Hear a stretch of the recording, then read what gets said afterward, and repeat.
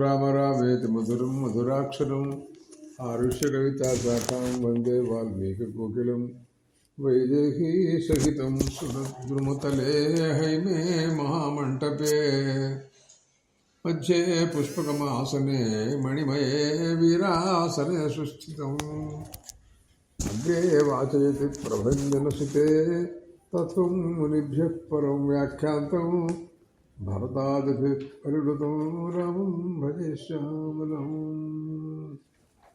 వామే భూమిసుత పురశ్చ హనుమాన్ పశ్చాత్ సుమిత్రా సుతః శత్రుఘ్నో భరతశ్చ పార్శ్వతయోర్వాయువాదికోణేషు చ సుగ్రీవశ్చ విభీషణశ్చ యువరాట్ తారాసుతో జాంబవాన్ మధ్యే నీరసరోజకోమలరుచిం రామం భజే శ్యామలం. ఉచ్యస్తే గ్రహపంచకే స్వరగురౌ సేందూనవమ్యాంతిథౌ లగ్నే కర్కటకే పునర్వసయుతే మేషం గతే పూషణి నిర్దగ్ధుం నిఖిలాః పలాససమిధో మేధ్యాదయోధ్యారణే ఆవిర్భూతమభూతపూర్వమపరం యత్కించిదేకం. ప్రస్తుతం దశరథ మహారాజు క్లిష్ట పరిస్థితిలో ఉన్నాడు. కైకేయి కోపగృహంలో అడగడానికి కోరికలు అడుగుతోంది. పైగా ఎప్పుడో దైవాసుర సంగ్రామంలో ఆయన్ని రణరంగంలో మూర్చిపడిపోతే రథం పక్కకి తప్పించి శీతలోపచారాలు చేసి బతికించుకుందిట. అప్పుడు ఆయన తేరుకుని నన్ను నువ్వు కాపాడావు, చాలా సంతోషం, నీకు వరాలు ఇస్తాను అని చెప్పాట. 2 వరాలు కోరుకో అన్నట్ట.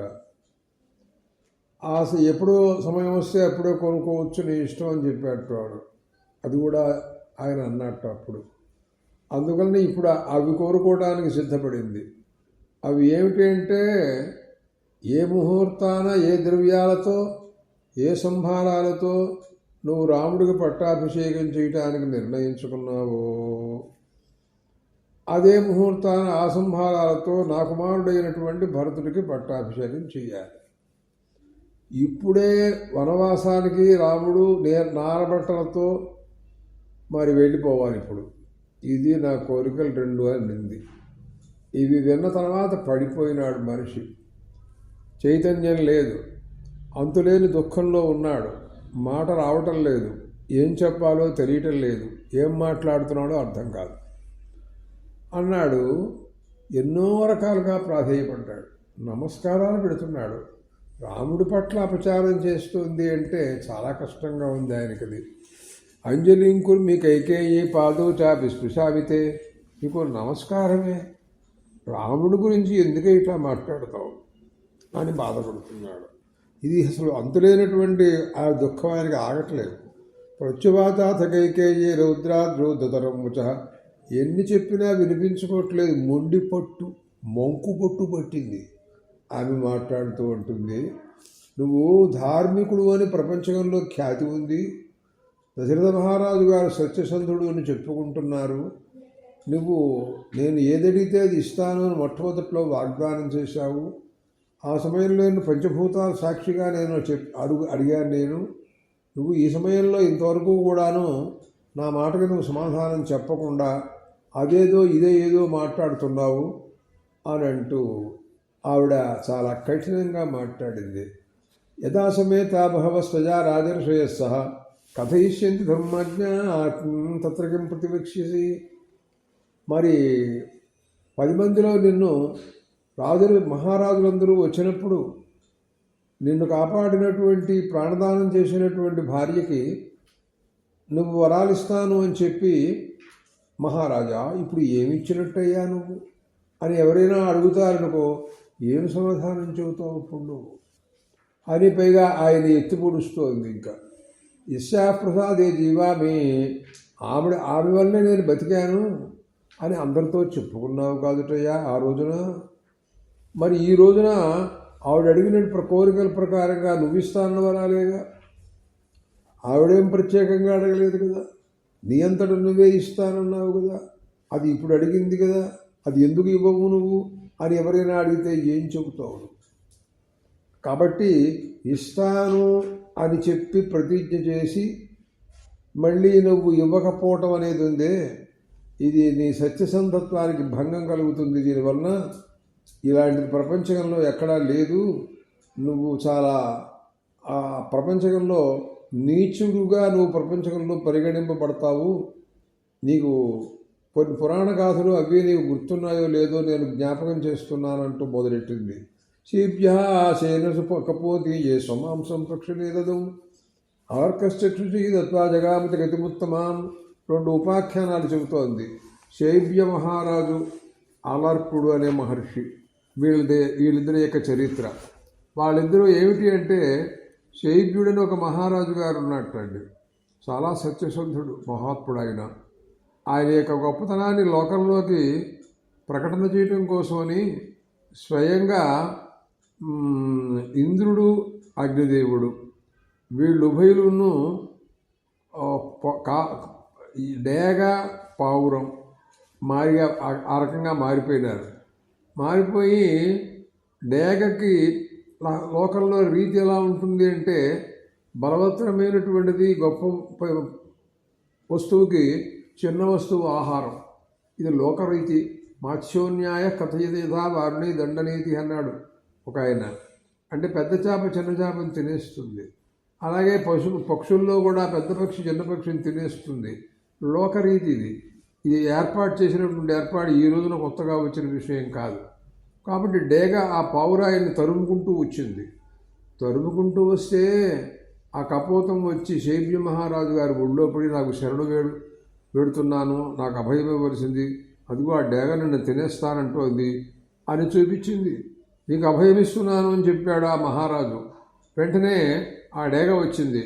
నాకు జన్మతః హక్కైనటువంటి ఆహారం అది, దాన్ని నేను తినాలి, నువ్వు నాకు ఇవ్వవలసిందేని కోరింది ఆ డేగ. కానీ నేను అభయమిచ్చాను, ఇవ్వనన్నాడు. కావాలంటే నా శరీరం తరిగి నీకు మాంసం ఇస్తాను, దాని విలువ ఎంత బరువు ఉంటుందో అంత మాంసం నేను ఇస్తాను అని ఇచ్చినట్టుగా పూర్వకాలంలో. అంటే శరణవేడివాడికి మాట సత్యం నిలబెట్టుకోవడం కోసమని ఇలాంటి పనులు చేసిన వాళ్ళు ప్రపంచంలో లేరా? ఇంతకీ ఆ పక్షి ఎవరో? వాళ్ళిద్దరూ కూడాను, ఒక గద్దగా వచ్చినవాడు దేవేంద్రుడు, మరి ఒక కపోత పక్షిగా వచ్చినవాడు అగ్నిదేవుడు. వాళ్ళిద్దరూ ఈయన్ని పరీక్ష చేయడం కోసం వచ్చారు, కానీ స్వభావ సిద్ధం కాదు అనే విషయాన్ని జ్ఞాపకం చేసింది. మరొక మాట, అలర్కుడని ఒక మహర్షి ఉండేవాడు. ఆయన ఓ బ్రాహ్మణుడు గుడ్డివాడు ఉంటే వరం అడిగితే ఆయనకి తన చక్షుసును నీ కళ్ళు నాకు పెట్టమని అడిగేట. ఆయన ఇచ్చేసేట. ఆయన ఇచ్చేస్తే దానివల్ల ఉత్తమ లోకాలకు వెళ్ళాడు అని ప్రతీతి ఉంది. అంటే అర్థాత్ సారాంశం ఏమిటి అంటే, అడిగినప్పుడు ప్రతిజ్ఞ చేసినప్పుడు తప్పకుండా నిర్వహించాలి, కానీ మాట చెప్పి ఇస్తానని చెప్పి ఇట్లా నాటకం ఆడకూడదు నీలాగానంటూ ఆవిడ చాలా నిందిస్తోంది. అదే కాదు, సముద్రుడు ప్రపంచమంతా కూడా ముంచేస్తున్నాడండి. ఇచ్చేస్తుంటే అప్పుడు అందరూ కూడా వచ్చి ఆయన్ని ప్రార్థించారు, నువ్వు ఈ చర్యల కట్ట దాటడానికి వీల్లేదు, ప్రపంచం మునిగిపోతుంది అంటే అలాగే నువ్వు ఒప్పుకున్నాడు ఆ సముద్రుడు. ఈ రోజు వరకు ఆ మాట ప్రకారంగానే బయటికి రాకుండా అలా ఉంటున్నాడు. అదిగో అలా ఉంటుంది. ప్రతిజ్ఞ చేసిన తర్వాత అబద్ధమాడటానికి ఎవరు కూడా సహించరు. ప్రాచీన కాలంలో ఈ సంప్రదాయం లేదు. నువ్వెందుకు ఈ రకంగా ఆలోచిస్తున్నావో నాకు అర్థం కావటం లేదు అంటూ భర్తని ఆవిడ మరీ గుచ్చి మాట్లాడుతోంది. సత్వం ధర్మం పరిత్యజ్య రామం రాజ్యాభిషిచ్యజ సహకౌశల్యయా నిత్యం నంతుం ఇచ్చసి దుర్మదే. నువ్వు రాముడికి పట్టాభిషేకం చేసి నాకు అన్యాయం చేసి నా కొడుకు అన్యాయం చేసి కౌశల్యానందం కోసం నువ్వు తహతహలాడుతున్నావయా? భవత్వధర్మో వా సత్యం వా ఇది వా ఋతం యత్వయా సంస్కృతం మహ్యం తస్య నాస్తి వ్యతిక్రమ. మహారాజా, నువ్వు 1000 మాటలు చెప్పు, ఏమైనా చెప్పు. నేను అడిగింది మంచో చెడో నాకు తెలియదు. నేను అడిగా, నువ్వు ఇస్తానన్నావు, ప్రతిజ్ఞ ఒప్పుకున్నావు, మళ్ళీ ఇప్పుడేమో మాట్లాడటం లేదు. తప్పకుండా ఇవ్వాల్సిందే కానీ కాదంటానికి లేదు అని అంది. అహం విషమ జీవపేత్వా భూతవాకృత పశ్యతస్తే మరిష్యామి రామో ఇద్యభిషిచ్యతే. ఇదిగో, నువ్వు గనక నా మాట వినకుండా, నాకు నువ్వు వరాలు ఇవ్వకుండా రాముడికి పట్టాభిషేకం అంటూ చేశావు అంటే నీ ఎదుటగానే విషం తాగి చస్తా అంది. ఏకాహముపశ్యేయం రామమాతరం అంజనం ప్రతిగృహంతి శ్రేయోదన మృతిర్మమ్మ. రేపొద్దున నా గతి ఏమిటో తెలుసా? రాముడికి బట్టి అభిషేకం చేస్తావు. రామమాత కౌశల్యాదేవి ఆవిడ చాలా గొప్పవారైపోతుంది. ఆవిడ దగ్గరికి వెళ్ళి చేతులొగ్గి నమస్కారం చేస్తూ విధేయతతో నేను అలా దోషులొగ్గి నుంచోవాలి. నేనంటే ఏమిటో అనుకుంటున్నావు? ఆవిడ దగ్గరికి వెళ్ళి చేతులొగ్గి నుంచోవడానికి నా గతి ఏం పట్టిందయ్యా? నేనెందుకు వెళ్తాను అట్లాగా ఆవిడ దగ్గరికి? నా కుమారుడితో శాపం నేను ఒట్టేసుకుంటున్నా.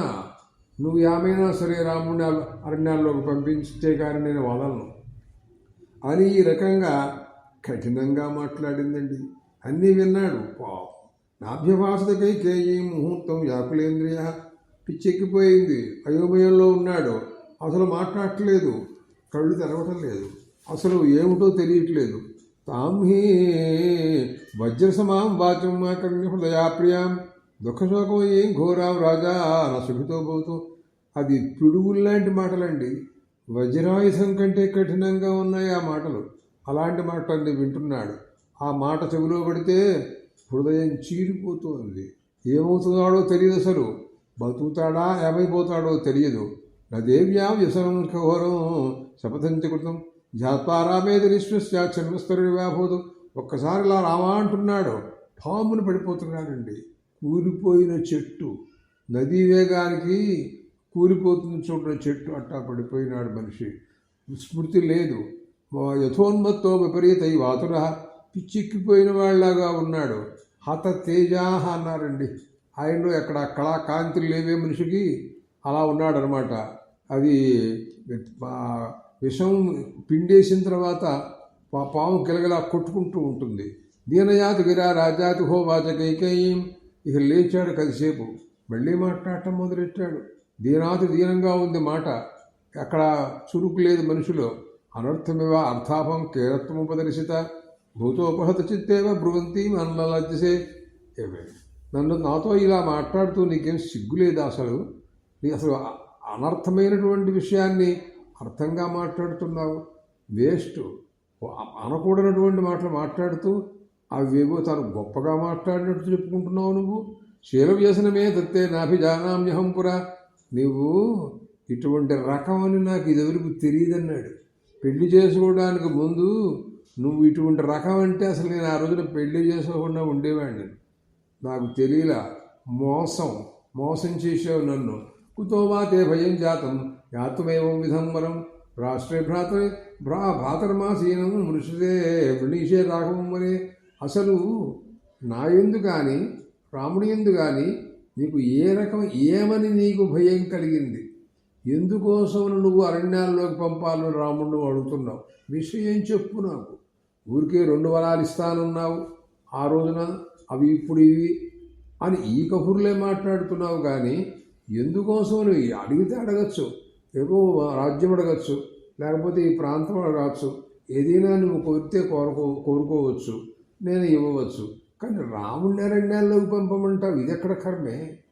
పోనీ భరతుడికి బట్టి అభిషేకం చేస్తాను అని అడుగుపోని, సరే అట్లాగే అంటాను పోని. కానీ రాముడి అరణ్యాల్లో పంపడం నీకు వచ్చిన లాభం ఏంటి? నిరనామైతేనా తమేవా అనుతేనవా ఇది భర్త ప్రియం కార్యం లోకస్య భరతస్య దృశంసే పాప సంకల్పే క్షుద్రే. ఒక దుర్మార్గురాల, పాపకారిణి, దుష్కృతకారిణి అని ఇష్టం వచ్చినట్టు తిడుతున్నాడు పట్టుకుని. కిన్ను దుఃఖం లేకం వా రామే మయి రామే చమస్తి నా కథం ధృతే రామో భరతాత్ రాజ్యమామసేతు. అసలు రాముడు భరతుడు వీరుభయంలో రాజ్యం ఎవరు చేయగలరో ఎవరు చేయలేదో ఏమైనా ఆలోచించావా? రాజ్యం చేయడం అంటే ఊరికే మామూలు కబుర్లు ఏం కాదు, ఇంట్లో పనులు చేసుకోవడం ఏం కాదు. రాజ్యం అంటే అది దానికో సామర్థ్యం ఉండాలి. అది ఎవరికి కుదురుతుందో నీకు ఏమైనా తెలుసా? అసలు రామాదభిహితం మన్నే భరతో బలవత్తరం. రాముడు కంటే భరతుల్లో రాజ్యం చేసే అధికారం బాగా ఉందని నువ్వేమైనా గుర్తించావా? కథం రక్షామి రామస్య వనం గచ్చేది భాషతే. రాముడు వస్తాడు ఇప్పుడు ఇంకో గంటలో, పొద్దున్నే రాముడు వస్తాడు. ఆ సమయంలో నిన్ను అరణ్యాల్లోకి పంపించాలి నేను ఎలా చెప్పను ఆ మాటను ఒకటి చెబితే అతను చిన్నబుచ్చుకుంటాడు కదా. అలా దీనంగా ఉంటుంది కదా రాముడి ముఖం. ఆ ముఖాన్ని నేను ఎలా చూస్తానే, అది ఎలా ఉంటుంది? పరిపూర్ణమైన షోడశకళా పరిపూర్ణుడైనటువంటి చంద్రుడు రామచంద్రుడే. ఆ చంద్రుడికి రాహువో కేతువో పడితే, చంద్రగ్రహణం పడితే ఎలా ఉంటుందో అలా ఉండిపోతుందేమో ఆ ముఖం. ఆ ముఖాన్ని నేను చూడలేనే. త్వాంహిమే సుకృతాం బుద్ధిం సుహృద్భిస్సహ నిశ్చితాం కథం ద్రక్ష్యామ్యుపావృతం వరే బహుత హతాంచుమం. నేను 10 మందిలో అందరికీ కూడాను ఆ పట్టాభిషేకం చేస్తాను అని ప్రతిజ్ఞ చేశాను. అందరితోనూ చెప్పాను నేను. ఇప్పుడు వాళ్ళందరూ వస్తారు. వచ్చి ఏమయ్యా దశరథ మహారాజా, నువ్వు చాలా పెద్ద గొప్ప సత్యసంధుడు అనుకుంటున్నావు. నువ్వేమో మీ కుమారుడికి పట్టాభిషేకం చేస్తాను అని చెప్పావు. ఇవాళ ఆ కథ ఏం లేదు. ఇదేమిటయ్యా, ఇలాంటి వాడు అనుకోలేదే నిన్ను అని నలుగురు 4 మాటలు మాట్లాడితే నేను తలకాయ ఎక్కడ పెట్టుకోవాలి ఇప్పుడు? యదాతు బహవో వృద్ధా గుణవంతో బహుశ్రుత పరిప్రక్ష్యంతి కాకుస్తాం వక్ష్యామి. పైగా కాకుస్థుడు అంటారు నన్ను. అంటే మా వంశకీర్తనం. మీ వాళ్ళందరూ సత్యసంధులు. ఈ దశరథ మహారాజు ఇలాంటి వాడైపోయినాడా అని అడుగుతారు. నేనేం చెప్పాను అప్పుడు? కైకేయ్యా క్లిశ్యమానేన రామ ప్రవ్రజితోమయ ఇది సత్యం బ్రవీం నేతతో తదసత్యం భవిష్యతి. నేనేం చెప్పాలంటే, నా భార్య కైకేయి నన్ను పట్టాభిషేకం చేయనివ్వలేదు. ఏదో వరాలన్నీ ప్రాణాలు తీస్తోంది, అరణ్యాల్లోకి పంపమంది. ఆ కారణంగా నేను పంపించాల్సి వచ్చింది, నా స్వబుద్ధితో కాదు అని నేను చెప్పాలి. ఈ మాటలు ఎవరైనా నమ్ముతారా ప్రపంచంలో అసలు? కిమ్మాం వక్ష్యతి కౌశల్య. సరే, ఇప్పుడు కౌశల్యకి సుమిత్రకి అందరికీ సీతకి అందరికీ కూడా తెలుసు. తెల్లవారితే పట్టాభిషేకం అయ్యే తెలియకుండా ఎలా ఉంటుంది? ఇది ప్రపంచం అందరికీ తెలుసు, అయోధ్యావాసులందరికీ తెలుసు. రేపొద్దున కౌశల్య వచ్చి నన్ను అడుగుతుంది, మహారాజా ఏమిటి ఇలా చేశావు? రాముడికి పట్టాభిషేకం చేస్తాను అని చెప్పి ఇలా అబద్ధాలు ఆడతావేమిటయ్యా అని ఆవిడ అడిగితే నేనేం చెప్పాలి? ఎవరితో చెప్పని ఈ మాట నేను? కౌశల్య అంటే ఆవిడని చేసినటువంటి సేవ ఆవిడ స్నేహితురాలనాలా, దాసి అనాలా, భార్య అనాలా, ఏమనాలంటే ఎన్నైనా అనొచ్చు ఆవిడ్ని. అలాంటి యోగ్యురాలాగా సతతం ప్రియ కాపామే, ఎప్పుడూ నా పట్ల మంచిగా మాట్లాడుతుంది. ప్రియపుత్ర ఆ ప్రియం వద, యోగ్యుడైనటువంటి సంతానాన్ని పొందింది ఆవిడ. అలాంటి ప్రియం వద మంచిగా మాటలు చెబుతుంది ఆవిడ. నమయా సత్కృతాదేవి సత్కథార్హ చేతవ. నీకోసమని ఇలాంటి తల్లకిందుల వ్యవహారం అంతా కూడా చెప్పాలి ఆవిడకు. నేను ఏం చెప్పను నేను? మరి ఆవిడ కూడా చాలా ఇబ్బంది పడి నన్ను గట్టిగా నిగ్గదీస్తే నేనేం చెప్పేది సమాధానం? నీకు చెప్పలేకపోతున్నాను, అటు ఆవిడకి చెప్పలేకపోతున్నాను. సుమిత్ర అప్రేక్ష వైభూత కథం మే విశ్వసిష్యది. రేపొద్దున సుమిత్ర వచ్చి, ఏం మహారాజా ఇలా చేశావేమిటయ్యా, రాముడికి పట్టాభిషేకం చేస్తాను అని చెప్పావు, ఇప్పుడు ఇదేమిటి ఇట్లా తల్లకిందులుగా మార్చేసావేమిటి అని ఆవిడ వచ్చి అడుగుతుంది రేపొద్దున. అప్పుడు సమాధానం ఏం చెప్పను ఆవిడకి నేను? అసలు నేను ఇదంతా ఇలా ఉంచు, రాముడికి పట్టాభిషేకం లేదు, రాముడిని అరణ్యాల్లోకి పంపించడం, రాముడిని చూడకుండా నేను ఉండడం అనేది అసంభవం, జరిగేది కాదు. ఏదో క్షణాల కాలంలో నా శరీరం వెళ్ళిపోతుంది, మరణిస్తాను, ఖాయం, దాంట్లో సందేహం ఏం లేదు. అప్పుడు మాంచమంజత్వమాపన్నం రాపంచ ప్రసిద్ధావనం వైదేహీ మీద వై ప్రాణా శోచంతి క్షపయిష్యతి. జానకి ఆవిడొచ్చి అడుగుతుంది, భార్య కదా, అదేమిటి ఇలాగా అరణ్యాలకు పంపించావు అని ఆవిడ అడిగితే నేనేం చెప్పాలి సమాధానం? ఆవిడేమిటండి వాళ్ళ నాన్నగారు వచ్చి అడుగుతాడు, ఆయన జనక మహారాజు గారు వచ్చి అడుగుతాడు, దశరథ మహారాజా నువ్వేదో చాలా గొప్ప సంబంధం అనుకున్నానయ్యా, ఇదేమిటయ్యా కుమారుని అలా అరణ్యాల్లోకి పంపించావు అంటే ఏం చెప్పను నేను సమాధానం ఆయనకి నేను. వినాహినా హిమత పార్శ్వే కిందరీవ కిందరి నహిరామం అహం దృష్ట్యా ప్రబోధంతం మహావనే.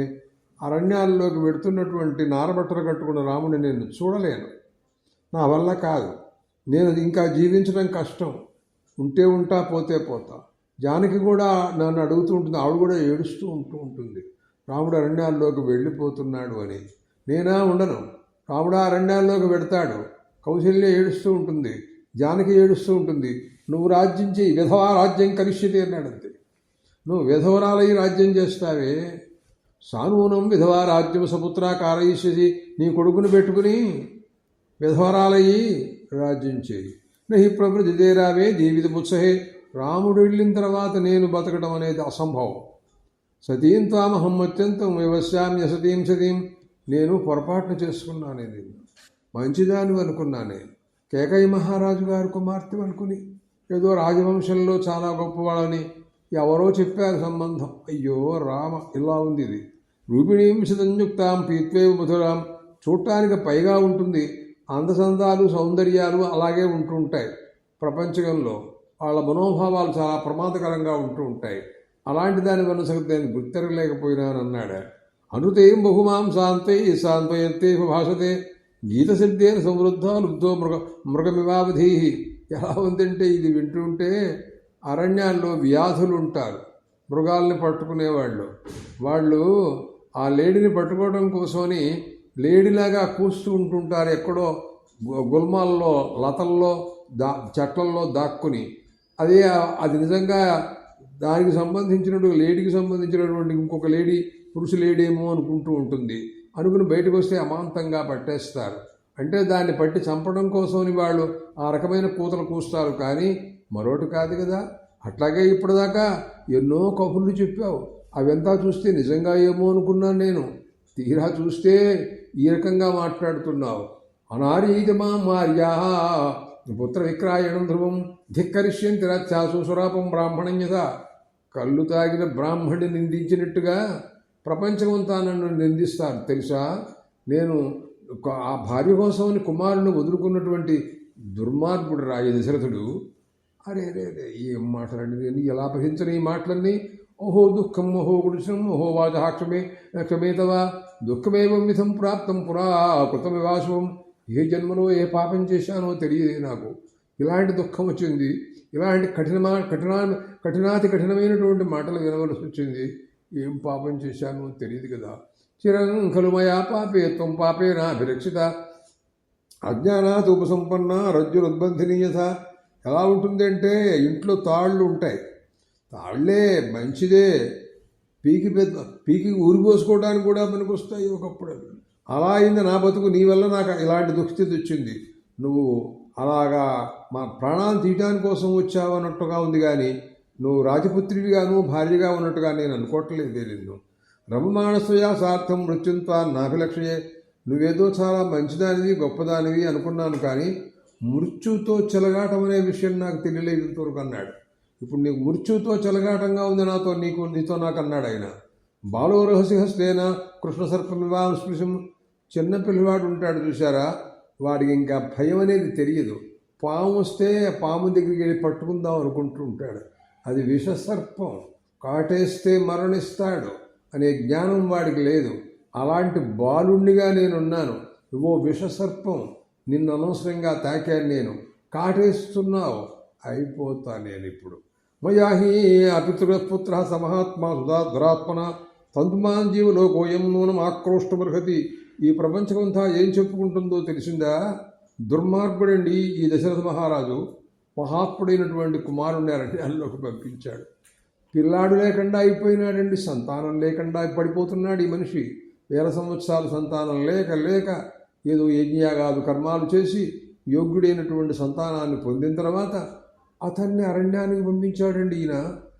సంతానం లేకుండా ఒంటరిగా ఇలా ఉండిపోయినాడు ఏమిటండి. తంతుమాన్ జీవలోకోయం నూనమాక్రోష్ట బృహతి బాధిశోపద కర్మ కామాత్మ.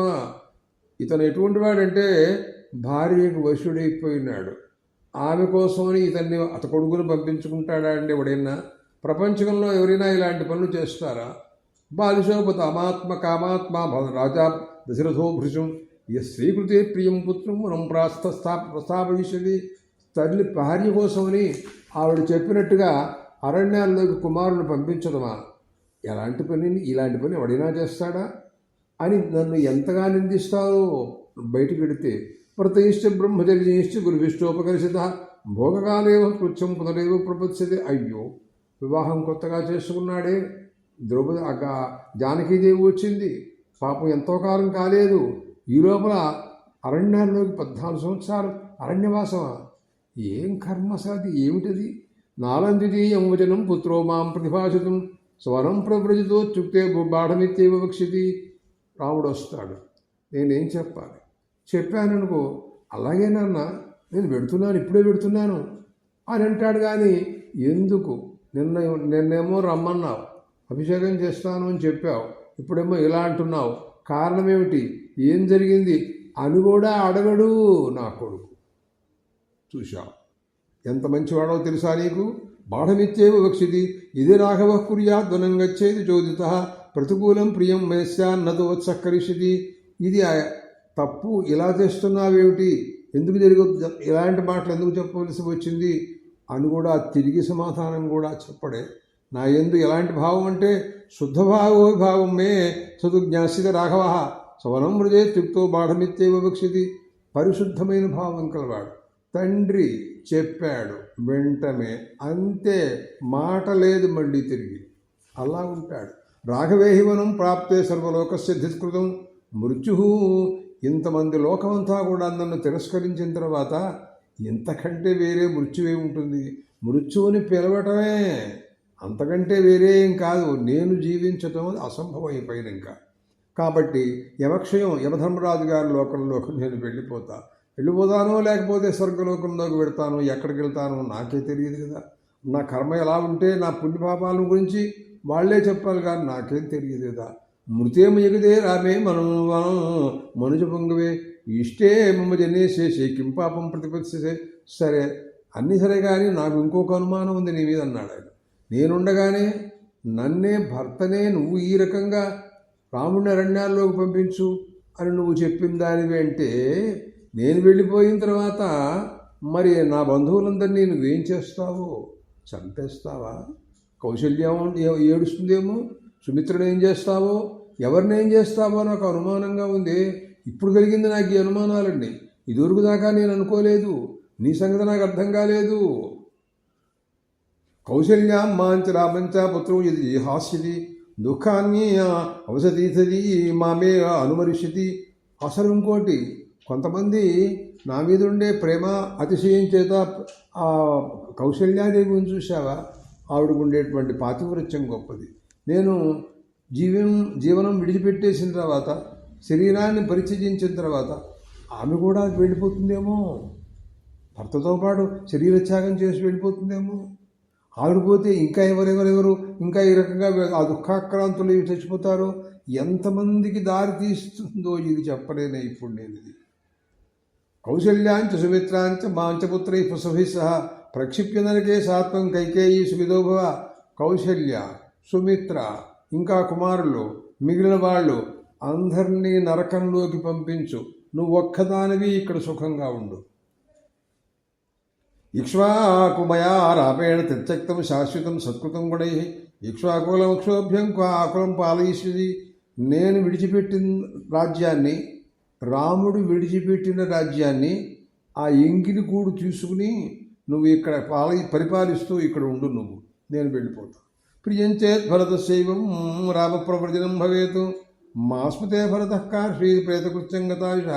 అసలు ఇంకొక విషయం కూడా చెబుతున్నాను. నువ్వు ఇంత పట్టుదల పెడుతున్నావు కాబట్టి నేను పోయిన తర్వాత రాముడు అరణ్యాల్లోకి వెళ్ళిపోతాడు, రాడు, నేను బతకను ఖాయం.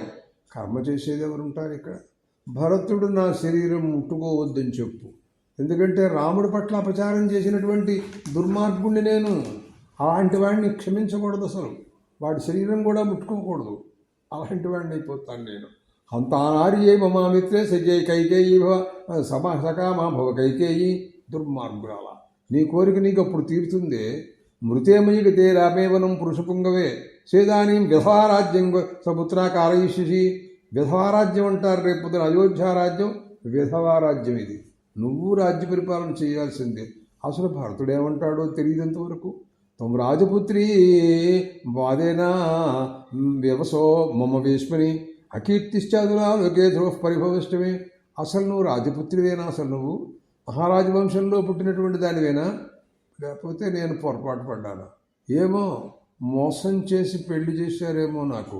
రాజకుమార్తె అయితే రాజవంశాల్లో ఎవరు కూడాను జ్యేష్ఠ కుమారుడికే రాజ్యాధికారం ఉంటుందని ఏ రాజవంశానికి తెలియదు. మరి నువ్వు ఇలా మాట్లాడుతున్నావు? నువ్వు రాజవంశంలో పుట్టలేదా? మీ నాన్నగారు రాజు కాదా? నువ్వు రాజకుమార్తె కాదా? ఏమో నాకు అర్థం కావట్లేదు. నీ ఇప్పటిదాకా నాకు అర్థం చేసుకోలేకపోయినాను. నా వంశానికి అపకీర్తి తీసుకొచ్చావు నువ్వు.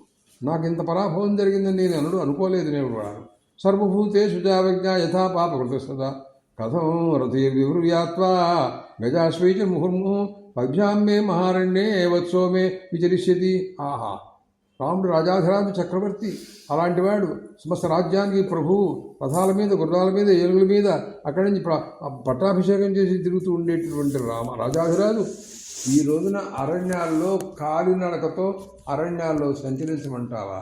ఎలా వచ్చిందే నోరు నీకు? ఆ మాట అంటే అలా నాలుక ఊరి పడిపోదా, చచ్చిపోవా నువ్వు?